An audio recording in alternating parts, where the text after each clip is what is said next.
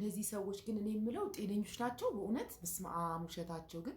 ይሄ ሰውዬ ምን ሲል ሰማሁት? አሁን አንድ ሁለት ቪዲዮ ቲክቶክ ላይ ተቆራርጦ እየመጣ አንደኛው ላይ ምን ይላል? ቅዳሴ ገብተን አንደኛው ካህን ኡበር ሹፌር ናቸው ስልካቸው በማርጠራና ለኔ ጥለውብኝ ሄዱ ምናምን ብለዋል። እና which is wrong በፍጹም እንደዚህ አይነት ነገር የማይሆን ነገር ነው በቤተ ክርስቲያን ታሪክ ማለት ነው።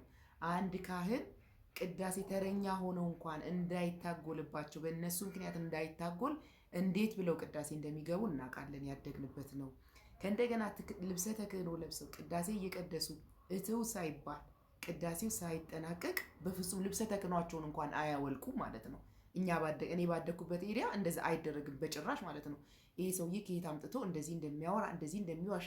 ሲቀጥል ደግሞ ኦርቶዶክስን ትቶ ሄድ አይደለ? ለምን ትቶ አይቀመጥም? ለምን አይፋታም? በቃ ሌላ ነገር የለውም? የበራለትን ለሰው አያወራም? ምንድን ነው ችግሩ? በጣም እየገረመኝ ነው እኔ በእውነት